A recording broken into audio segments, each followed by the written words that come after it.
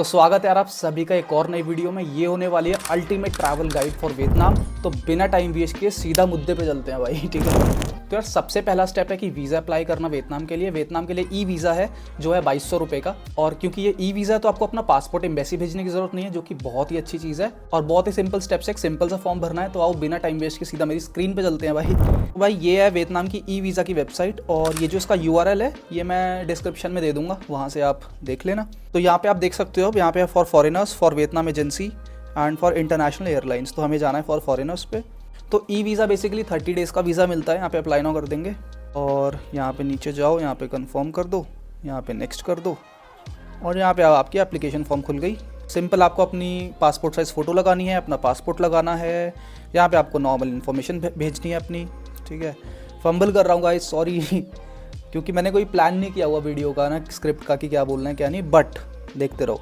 Last name, first name, date of birth, sex, nationality, ठीक है। Identity card में अपना आधार नंबर भर देना, ईमेल एड्रेस, रिलीजन हिंदू लिख देना, मुस्लिम लिख देना, सिख, ईसाई जो भी हो यार लिख देना।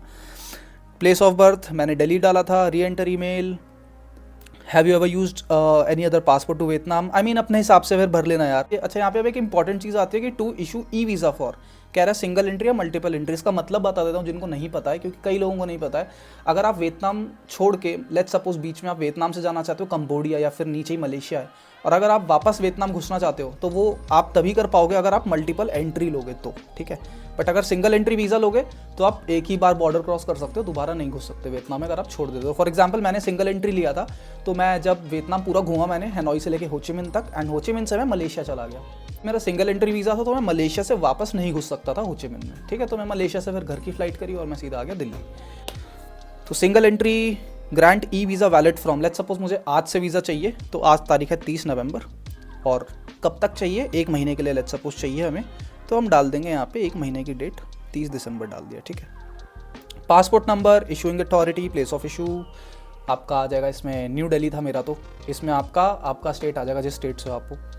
फिर आता है टाइप में मेरा ऑर्डिनरी पासपोर्ट है तो ऑर्डिनरी पासपोर्ट आ जाएगा। डेट ऑफ इशू और एक्सपायरी डेट ये भी आपके पासपोर्ट पे लिखा होगा, ठीक है। फिर कॉन्टैक्ट इन्फॉर्मेशन, बेसिक डिटेल्स भर दो इसके अंदर। मैंने अपनी बाकी एडिशनल में मम्मी का कॉन्टैक्ट दे दिया था। यहाँ पे कहीं पे ऑप्शन होता है, अच्छा ये रहा ना, इमरजेंसी कॉन्टैक्ट, तो यहाँ पे मैंने अपनी मदर का डाल दिया था, आप भी डाल सकते हो घर वालों का। ऑक्यूपेशन इसमें डाल दो यार, आप काम करते हो, स्टूडेंट हो, जो भी है डाल दो ऐसा वैसा। इन्फॉर्मेशन अबाउट ट्रिप यहाँ पे ये बता देता हूँ मैं। पर्पस ऑफ एंट्री टूरिज़्म आ जाएगा इसके अंदर, अगर यहाँ पे ऑप्शन है तो टूरिज़्म, ठीक है। फिर आता है इंटेंडेड डेट ऑफ एंट्री। तो यहाँ पे जैसे आपने वीज़ा की डेट डाली होगी, तो एग्जांपल दे देता हूँ, जैसे जिस दिन मेरी फ़्लाइट थी उसी दिन से मैंने अपना वीज़ा अप्लाई किया था। तो जैसे यहाँ पे 30/11 हमने आज की डाल दी, तो इसीलिए हम क्या करेंगे यहाँ पे भी ना, इंटेंडेड डेट ऑफ एंट्री में भी 30/11 है कि हम यार आज ही घुसने वाले हैं वियतनाम में और आज से हमारा वीज़ा चालू हो जाना चाहिए, ठीक है। Intended length of stay in Vietnam 31 आ गया, देखो यहाँ पे, क्योंकि यहाँ पे मैंने 30/12 डाल दिया है। 30/11 से 30/12 31 दिन होते हैं, ठीक है। अगर मैं 29 कर दूंगा तो ये 30 दिन हो जाएंगे। यहाँ पे आप अपना नॉर्मल फ़ोन नंबर डाल दो +91 से, ठीक है। रेजिडेंशियल एड्रेस इन वियतनाम, यहाँ पे बेसिकली बहुत इजी है, इतना कुछ नहीं करना है आपको। सिंपल जाना है booking.com पे, दिखाई देता हूँ आपको मैं, ठीक है। booking.com पे गए, यहाँ पे आप सर्च कर लो, ठीक है, कोई भी जगह वियतनाम में। लेट्स सपोज मैं रुका था हैनोई बैकपैकर्स में, ठीक है। तो आप इनमें से चूज़ कर लो यार कोई भी। तो जैसे कि ये प्रॉपर्टी है, यहाँ पे देखो इसका एड्रेस लिखा हुआ है 3 NGO हे तुआंग होन कीम हैनोई वियतनाम। तो बस यहाँ से इसको कॉपी कर लो यार, पीछे चलो आप, यहाँ पे एड्रेस पेस्ट कर दो, ठीक है। उसके बाद वो पूछेगा intended border gate of entry, ये वाला ऑप्शन, ठीक है। यहाँ बताना है कि हम कौन से एयरपोर्ट पे घुसने वाले हैं, मतलब कौन से एयरपोर्ट पे लैंड करने वाले हैं उनके। क्योंकि मैं हैनोई गया था और हैनोई में नो बाई करके है एक यार, ये नोई बाई इंटरनेशनल एयरपोर्ट, मैं यहाँ गया था। अगर आप होचिमिन जाने वाले हो तो आप अपनी टिकट में देख सकते हो कि आपका होटल नहीं सॉरी आपका एयरपोर्ट कौन सा है, ठीक है, वो डाल दो। यहाँ पे सारे एयरपोर्ट्स हैं यहाँ पे, ठीक है, होचिमिन वियतनाम के सारे एयरपोर्ट्स हैं यहाँ पे। देखो हानोई सिटी, डिस्ट्रिक्ट डाल दो यहाँ पे, डिस्ट्रिक्ट ये एड्रेस में लिखा होगा आपके डिस्ट्रिक्ट ना, होआन किम डिस्ट्रिक्ट, वार्ड कम्यून, ये कुछ भी चूज़ कर सकते हो आप, ठीक है, एज सच वो नहीं है कोई। अब आपका intended border gate of exit, मतलब आप वियतनाम में कौन से एयरपोर्ट से निकलने वाले हो, ठीक है। तो मैं जैसे हैनोई से घुसा हूँ, ठीक है, आपका नोई बाय, फिर मैं होचिमिन से निकला हूँ, तो होचिमिन का एयरपोर्ट यहाँ डाल देते हैं। होचिमिन ये वाला था तान सोन नाथ इंटरनेशनल एयरपोर्ट। कमिटेड डिक्लेयर्ड ये कि हम यहाँ पे रहने वाले हैं, और उसके बाद यहाँ पे अपना ही फ़ोन नंबर डाल देना, इंडियन फ़ोन नंबर, ठीक है, चल जाएगा वो भी इसमें। बाकी फिर ये इस पर टिक कर दो यार, committed to declare temporary residence. नीचे चलते हैं, agency with applicant plan to contact when enter no, have you been to Vietnam in last 1 year. इसमें अपने अकॉर्डिंग डाल दो यार, नो या yes. Do you have relative in Vietnam, no या यस। मेरे नहीं है रिलेटिव तो नो। कोई भी 14 साल या उससे छोटा बच्चा है तो यहाँ पे डाल दो उसकी डिटेल्स। फिर आता है भाई trips, expenses, insurance, intended expenses. तो मान लो कि अगर मैं लिखता हूँ यहाँ पे $2000 हमारे लगने वाले हैं, लेट्स सपोज, जस्ट एग्जाम्पल। $2000 लगे नहीं थे मेरे, वो मैं वीडियो में आगे बताने वाला हूँ कितने पैसे लगे थे। Did you buy insurance, no I didn't buy insurance. Who will cover the trip, personal, ठीक है। Payment method cash, I hereby declare the above statement true, और बस नेक्स्ट कर दो यहाँ पे। फिर आप बस क्लिक कर दो नेक्स्ट। आप रिव्यू एप्लीकेशन फॉर्म पे जाओगे, वहाँ पे आपकी एप्लीकेशन फॉर्म की सारी डिटेल्स फिर से आ जाएंगी, और आप फाइनली पेमेंट पे जाओगे जहाँ पे 2200 रुपये मांगेगा। मेरे केस में 2100 समथिंग मांगा था उसने, ऐसे ही कुछ है 2100-2200 के बीच में, ठीक है, वो आप देख लेना। तो बस यही सिंपल है आपका वीज़ा एप्लीकेशन फॉर्म, और आपका 3 से 4 दिन के अंदर, 3 से 4 वर्किंग डेज में आपका वीज़ा आ जाएगा आपके मेल पे। तो यार इतना ही था वीज़ा एप्लीकेशन फॉर्म, सिंपल सा है। कोई भी डाउट अगर आता है भरते टाइम तो भाई कॉमेंट कर देना, मैं बता दूंगा, ठीक है। अब आपकी सेकंड मोस्ट इंपॉर्टेंट चीज़ आती है, वो है फ्लाइट्स। तो फ्लाइट्स मैंने बुक करी थी स्काई स्कैनर से। स्काई स्कैनर पे मुझे मिल गई थी flight around Delhi to Hanoi, just with 7 kgs of luggage. मेरे को मिली थी करीब 8000 रुपये की, 7500 रुपये की, ऐसे कुछ, ठीक है। तो चेक करते रहना डील्स, क्योंकि मेरा कोई लगेज था नहीं यार, मेरा एक बैग था बस, हैंड बैग। एक हैंड बैग था और एक टांगने वाला बैग था नॉर्मल, जिसमें मेरा लैपटॉप और थोड़ा बहुत सामान था, तो कुछ था नहीं। और मेरी मैं होचिमिन से गया था मलेशिया, मेरी फ़्लाइट थी 4000 रुपये की, और मलेशिया से मैं घर आया था 9000 रुपये की फ़्लाइट में। तो ये मेरी फ़्लाइट्स का खर्चा था, सिंपल, ठीक है। ये भी मैंने एक्चुअली एक्सपेंस बता दिए लो पहले ही, वही, ठीक है। तो अब वीज़ा हो गया, फ़्लाइट्स हो गई, अब आप पहुंच गए हो हनोई मेरी तरह, ठीक है। और एयरपोर्ट से बाहर जाते ही, नॉट एयरपोर्ट से बाहर, प्लेन से उतरते ही एंड अंदर जाते ही एयरपोर्ट के अंदर मिल गई हमको सिम की दुकानें और भाई करेंसी एक्सचेंज। तो करेंसी एक्सचेंज मैंने ज़्यादा नहीं कराया, मैंने कराया था स्टार्टिंग में सिर्फ $50, ताकि मैं अपनी टैक्सी ले पाऊँ बाहर से, या फिर इनकेस अगर मैं ग्रैब बुक करता हूँ और बाकी थोड़ी मोटी चीज़ें कर पाऊँ, ठीक है। उसके बाद तो सिटी में जाके मैं कराने वाला था करेंसी एक्सचेंज। तो मैंने ये सोचा था कि मैं एयरपोर्ट से $50 कराऊंगा बस। और मैंने सिम ली थी, हाँ तो याद आ गया भाई मुझे, मैंने वीएटेल की सिम ली थी और मुझे पड़ी थी अराउंड 250,000 डोंग्स, जो कि हो जाते हैं करीब 700 रुपये के आसपास हो जाते हैं। और मुझे सिम में मिला था unlimited internet for 30 days SIM. फिर हम बाहर निकले तो आपको बाहर से टैक्सी नहीं लेनी भाई, बाहर बहुत सारे लोग खड़े होंगे, आपको मतलब यही है, आपको आपके साथ तुरंत स्कैम हो जाएगा, और फिर आप एक वीडियो डाल दोगे कि वियतनाम में तो स्कैम होता है। ये हर कंट्री में होता है। दिल्ली एयरपोर्ट पर देखो, T3 से बाहर निकलती कितनी टैक्सियाँ खड़ी होती हैं, मांगते हैं सारे 1200 रुपये 1500 रुपये, यहीं छोड़ने के आसपास है ना। तो ऐसे में आपको करना क्या है, आपको ग्रैब एप्लीकेशन डाउनलोड कर लेनी है, और एक और ऐप चलती है वहाँ पे आपकी इनड्राइव, पर मैं ग्रैब यूज़ कर रहा था। तो आप ग्रैब से जो है बाइक भी बुक कर सकते हो, गाड़ी भी बुक कर सकते हो, ठीक है। बट मैंने क्या किया था पर्सनली, मैं जैसे ही एयरपोर्ट से बाहर निकला हूँ तो सामने ही भाई बस स्टैंड था और बस भी खड़ी हुई थी बढ़िया AC वाली। तो मैं बैठ गया उसमें, और भी टूरिस्ट बैठे थे उसमें जो भी आए थे। तो बस ने आई थिंक लिए अराउंड 40,000 डोंग, जो कि हो जाते हैं करीब 100-150 रुपये, ठीक है। और उसने उतार दिया हमको old quarter, centre of Hanoi. तो जितने भी टूरिस्ट आते हैं मोस्टली वियतनाम में, सारे लोग ओल्ड क्वार्टर ही रुकते हैं, क्योंकि वही है मेन जगह, ठीक है। और उसके बाद ओल्ड क्वार्टर में अपना भाई हॉस्टल लेके सामान रख के नहा धो के अपन निकल गए बाहर, ठीक है। तो अब हम हनोई पहुंच गए, मैं अपने हॉस्टल भी पहुंच गया। हॉस्टल का लिंक भी दे दूंगा मैं डिस्क्रिप्शन में, ठीक है, booking.com का। अब हॉस्टल कितने का पड़ा, हॉस्टल मुझे पड़ा 7 दिनों का, 5, 6, 7 दिनों का करीब 2100 रुपये। बहुत सस्ता था, बहुत चीप था, ठीक है। बाकी हॉस्टल की क्लिप्स आई थिंक दिख रही होंगी आपको, बहुत क्लीन था, बहुत अच्छा था, बेड मेरा बहुत क्लीन था, ठीक है। अब बात कर लेते हैं कि हनोई में क्या क्या है करने के लिए एग्जैक्टली, ताकि आपका टाइम वेस्ट ना हो इधर ढूंढने में। मैं डायरेक्टली बता देता हूँ सब कुछ जो भी लोग करते हैं। सबसे पहले मेरे हॉस्टल के पास ही था आपका सेंट जोसेफ कैथीड्रल, बहुत लोग जाते हैं यहाँ पे, बहुत अच्छी फोटोज आती हैं, बेसिकली उनका कैथोलिक चर्च है ये। उसके बाद आता है इनका डॉन शुआंग मार्केट, जो कि हनोई की सबसे बड़ी इंडोर मार्केट है, और वहाँ पे बहुत टूरिस्ट दिख जाएंगे आपको सामान खरीदते हुए, और चीप सामान है। वहाँ से मैं कॉफ़ी लाया था, अभी तो है नहीं मेरे पास, ये तो मैं दिखाता। फिर रात में मैं गया था इनकी ट्रेन स्ट्रीट पे, जो कि बहुत फेमस स्ट्रीट है। हाँ, तो ट्रेन स्ट्रीट पे क्या है, दोनों तरफ दुकानें हैं और बीच से भाई ट्रेन जाती है। मतलब इतना सा डिस्टेंस था भाई ट्रेन के और मेरे बीच में ना, मतलब क्या बताऊँ भाई, क्रेजी सीन। तो यहाँ तो बहुत ज़रूरी है, ठीक है, जाना। और सस्ता ही है, इतना कोई महंगा नहीं है। आप कहीं भी बैठ जाओ, नॉर्मल बियर ले लो, कॉफ़ी ले लो, बहुत महंगा नहीं है, आपको वही आएगी 200-250 रुपये की, ठीक है। उसके बाद यार नेक्स्ट डे मैं गया सुबह ही नोट्स कॉफ़ी, जो कि हुआन किम लेक के पास है। और भाई ये कैफ़े इतना यूनिक कैफ़े है, सारे दीवारों पर नोट्स ही नोट्स लगे हुए हैं, 4 फ्लोर की बिल्डिंग है ये। और हर एक फ्लोर एकदम अलग बना हुआ है। मैंने तो ढेरों नोट्स लिख दिए थे भाई, अपने दोस्तों के नाम लिख दिए ढेर सारे। और यहाँ के रेट्स भी कोई बहुत ज़्यादा हाई नहीं है, जैसे हमारे यहाँ ब्लू टू का या फिर थर्ड वेव कॉफ़ी है वैसा ही यहाँ के रेट्स थे। मैंने आई थिंक कॉफ़ी पी थी 65,000 डोंग्स की, जो कि भाई 200-250 रुपये होते हैं। अच्छा, मैं वेजिटेरियन हूँ, तो भाई वेजिटेरियन खाना बहुत सारा है वियतनाम में, ठीक है। इंडियन रेस्टोरेंट भी बहुत सारे हैं, बट मैं एक्चुअली इंडियन टेस्ट नहीं करना चाहता था उस टाइम पे, क्योंकि मैं बाहर हूँ, तो मैं चाहता था वियतनाम का ट्राई करूँ खाना, वेजिटेरियन क्या है कुछ नहीं। तो एक बहुत ही अच्छी शॉप बताता हूँ, काटजे नाम है, वहाँ पे आप जाओगे आपको फ्री में भी खाना मिलता है। ये सबसे अजीब बात है भाई, आपको राइस और आपको टोफू की एक सब्ज़ी मिलेगी, फ्री है भाई वो, मतलब कोई कुछ पे नहीं करना। वहाँ जाओ, उसके अलावा कुछ और ऑर्डर कर सकते हो, उसका आपको चार्ज देना पड़ेगा और बहुत मिनिमल प्राइस है। बेस्ट जगह है भाई, आप देख रहे होगे आपको हाथों से खिला रहे हैं वो मेरे को, और बढ़िया मज़े आ गए थे यहाँ पे। उसके बाद मैं गया था वियतनाम के फर्स्ट बुद्धिस्ट टेम्पल, जिसका नाम है ट्रैन कोक पगोडा। उसके बाद मैं गया था टेम्पल ऑफ लिटरेचर, जो कि वियतनाम की 800 साल पुरानी यूनिवर्सिटी है, तो मतलब काफ़ी सुंदर और काफ़ी यूनिक दिखेगी आपको, कुछ नया दिखेगा आपको वहाँ पे, ठीक है। इसके अलावा हनोई में आपके पास घूमने के लिए है ट्रेन स्ट्रीट, बियर स्ट्रीट बहुत सुंदर है, मतलब नाइट लाइफ एंजॉय करनी है, बियर स्ट्रीट पहुंच जाओ, ट्रेन स्ट्रीट पहुंच जाओ। ओल्ड क्वार्टर जो पूरा इलाका है वो बहुत ही सुंदर है, और मतलब मज़े आ जाएंगे सच में यार, और मतलब बहुत ही बढ़िया है यार, वहाँ की वाइब इतनी बढ़िया है ना। बाकी यार मैं चिड़ियाघर भी गया था, जू काउच सर्फिंग से मेरी एक दोस्त बनी थी, मेरे को वो लेके गई थी, वो मुझे एक म्यूजियम भी लेके गई थी। ये सारी चीज़ें मैंने व्लॉग डाले हुए हैं ऑलरेडी, हनोई के व्लॉग्स देख सकते हो। आई थिंक डे 5 पे होगा ये सब कुछ, डे 5 पे आप देख सकते हो। मैंने पूरे वियतनाम के व्लॉग्स डाले हुए हैं भाई, पूरे वियतनाम के प्रॉपर व्लॉग्स। ये जो वीडियो है ये लास्ट में आ रही है जब सब कुछ डल चुका है, ठीक है। बस फिर वियतनाम से मैंने करी बस और मैं पहुँच गया एक आइलैंड जिसका नाम था कैटबा। अब ये जो कैटबा आइलैंड है भाई, बहुत ब्यूटीफुल आइलैंड है। तो ज़्यादातर लोगों के पास दो ऑप्शंस होते हैं, या तो वो लोग हैनोई से सीधा जाते हैं हैलोंग बे, या तो वो जाते हैं कैटबा। मैंने कैटबा चूज़ किया बिकॉज कैटबा आप कह सकते हो कम पॉपुलर है थोड़ा, तो वहाँ पे क्राउड बहुत कम है, और इंडियंस नहीं मिले मेरे को वहाँ पे। आई थिंक हाँ, मेरे को 0 इंडियंस मिले कैटबा में, नहीं मिले मेरे को कोई भी। मेरी पोर्टुगल से दोस्त बनी कैटबा में, एक मेरी जर्मनी से दोस्त बनी, और हम 3 लोग घूम रहे थे इधर से उधर, ग्राफिटी कर रहे थे रात में।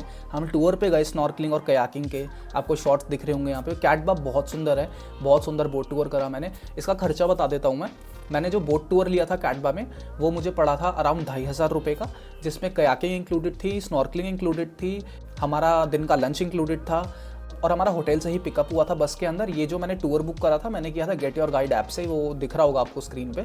सिंपल यहाँ पे जाके मैंने बुक किया, और इसका भी मैं लिंक दे दूंगा नीचे, ठीक है। अच्छा, सबसे ज़रूरी चीज़ तो भूल ही गया यार, हैनोई से कैटबा में आया था 1100 रुपये की बस बुक करके, उसका भी लिंक मैं नीचे दे दूंगा, ठीक है। मैंने ये गो एशिया से बुक करी थी, 12 गो एशिया करके नाम है। अच्छा, कैटबा में भी मैंने बहुत सुंदर हॉस्टल बुक किया था, और बहुत ही मतलब क्लीन, साफ, एकदम मॉडर्न फैसिलिटीज़, और बहुत चीप था, अराउंड 450 रुपीज़ पर नाइट। तो हॉस्टल बहुत साफ़ सुथरा था, आपको दिख रहे होंगे शॉर्ट्स थोड़े बहुत हॉस्टल के, कि उस समय वियतनाम में बारिश का माहौल था, मानसून चल रहा था, तो कैटबा में आ गया थंडरस्टॉर्म, और भाई बाढ़ तो नहीं बोलूँगा, बट सारी गलियाँ भर गई थी पानी से, और बहुत बुरा हाल हो गया था। अगर ये भी देखना चाहते हो तो व्लॉग मैंने अगेन डाला हुआ है पूरा, कि मैं कैटबा में कैसे अटक गया था 4 दिनों के लिए, और फिर कुछ समझ नहीं आ रहा था, सारे रूट बंद हो गए थे बसेस के। उसके बाद मैं चला गया हैजांग कैटबा से बस करके, और हैजांग में अपनी दोनों दोस्तों के साथ गया था। मेरी एक दोस्त बनी थी जर्मनी से, एक दोस्त बनी थी पोर्टुगल से, तो मैं इन दोनों के साथ हम 3 लोग चले गए हैजांग लूप। हैजांग बेसिकली क्या है, एक माउंटेनियस इलाका है, और वहाँ पे ना 450 किलोमीटर्स का ना ट्रैक है, जहाँ पे लोग ना बाइक राइड करने जाते हैं, तो उसको बोलते हैं हैजांग लूप। और हम हैजांग पहुँचे थे कैटबा से बस करके 1800 रुपये की, और हम हैजांग पहुँचे तो हैजांग में पता लगा कि लैंडस्लाइड्स हो रही हैं भाई पहाड़ पे। तो ये भी डाला हुआ मैंने भाई, जाके देखो, मतलब सर दर्द हो गया था भाई उस समय ना वियतनाम में, ऐसा लग रहा था भाई कब आ गया मैं। फिर मैं हैजांग से वापस आया हनोई, और मैंने बस करी थी करीब 1100 रुपये की, ठीक है। तो ये वेस्टेज थी पैसे की बेसिकली ना। कैटबा से मुझे डायरेक्ट दनांग चले जाना चाहिए था, मैं बेकार में ऊपर की तरफ गया, तो ये नहीं करना चाहिए था। आप कैटबा से डायरेक्ट, आपको अगर बाइक चलानी है वहाँ पे तो ऊपर जाना, नहीं तो किसी की मत सुनना भाई, किसी की मत सुनना कि सुन के आप चले जाओ वहाँ पे। चुपचाप आप वहाँ से उठना कैटबा से या हैलोंग से, और सीधा दनांग चले जाना, ठीक है। दनांग या फिर बीच में एक और जगह बताता हूँ। उसके बाद मैंने बस बुक करी हनोई से दनांग की, जो कि मेरी बुक हुई थी करीब आई गेस 2500 रुपये की, क्योंकि दनांग बहुत दूर है।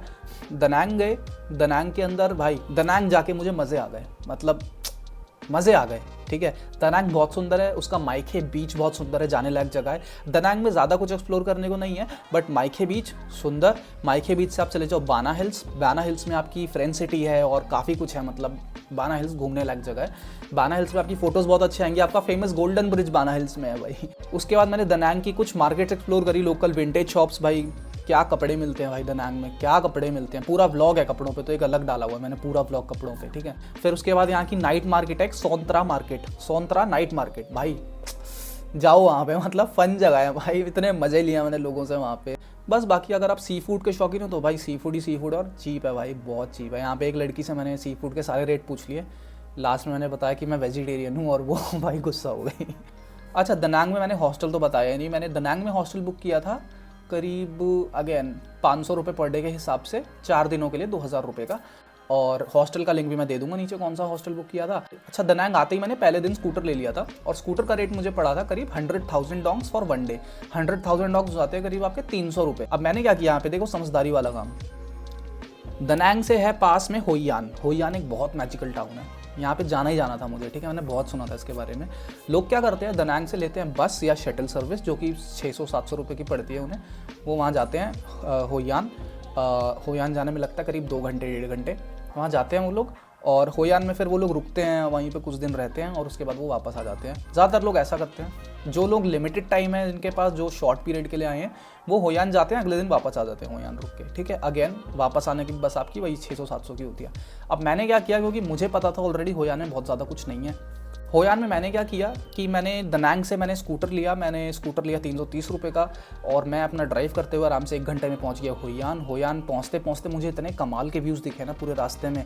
होइयान पहुंचा, होइयान में अपना स्कूटर लगाया साइड में, और भाई फिर मैंने एक्सप्लोर किया पूरा होइयान रात तक। मतलब ज़्यादा कुछ नहीं है, होइयान छोटा सा ही है, बहुत छोटा विलेज है, बहुत छोटा है। एक ही बार में आप चलोगे ना, कवर कर लोगे पूरा 2 घंटे में। मैंने अंकल हुआन्स कॉफ़ी में कोकोनट कॉफ़ी पी, यहाँ मैं रिकमेंड करूँगा भाई जाओ और अंकल हुआन्स में पक्का पीना कोकोनट कॉफ़ी, ठीक है।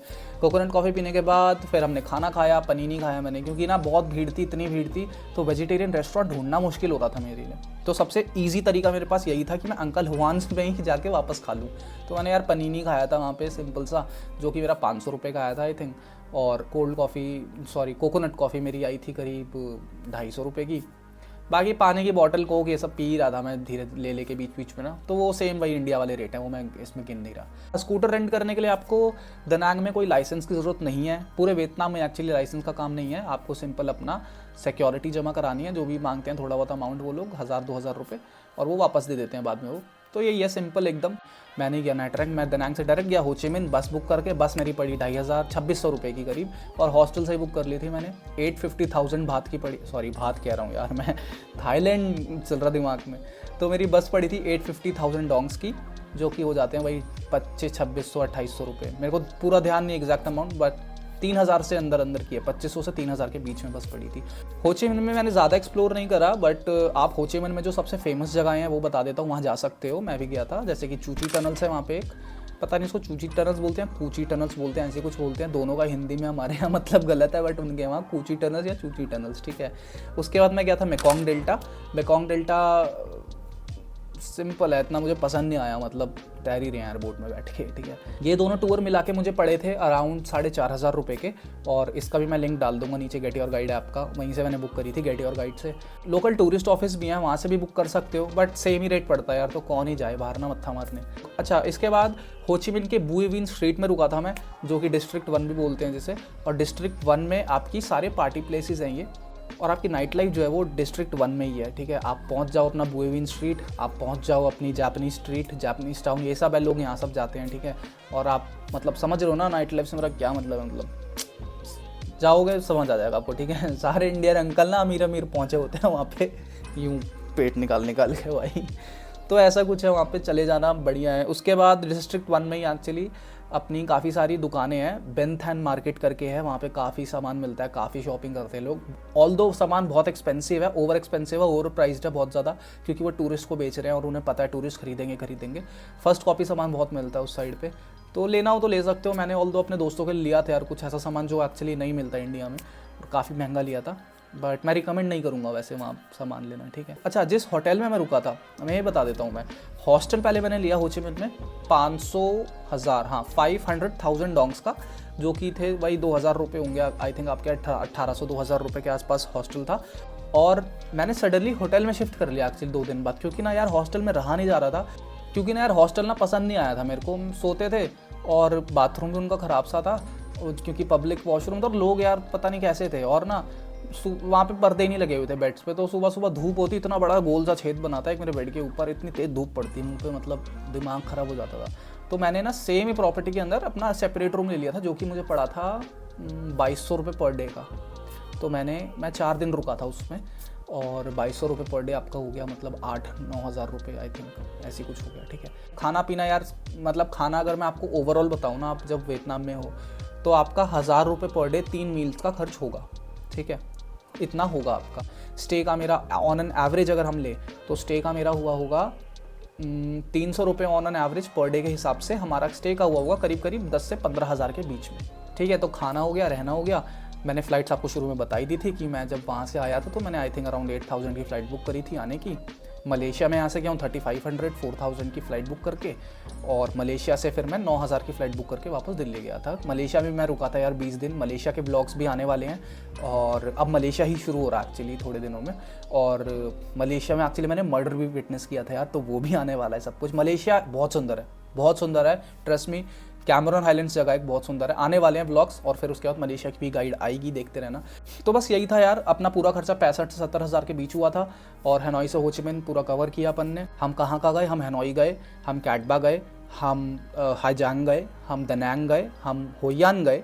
बीच में एक और जगह थी इन पाँचों के हुए, जहाँ पे मैं बस कुछ घंटों के लिए रुका था बस से आते टाइम दनांग, तो मैं वो काउंट नहीं कर रहा। आप जा सकते हो, इतने कोई खास जगह नहीं है। होयान के बाद मैं जाना चाहता था ना ट्रैंग, बट नहीं गया। उसके बाद मैं सीधा हो ची मिन्ह गया। तो हम गए 6 जगहों पे। ठीक है, और अगर आप अभी तक देख रहे हो भाई, दिल ले लो मेरा। ठीक है, तो थैंक यू सो मच भाई। मिलता हूँ मैं नेक्स्ट में, कोई भी डाउट हो कमेंट कर देना। ठीक है, मिलता हूँ मैं नेक्स्ट में, बाय। भाई एक चीज़ भूल गया, इंस्टाग्राम पे फॉलो कर लेना भाई, प्लीज़ भाई, इंस्टाग्राम।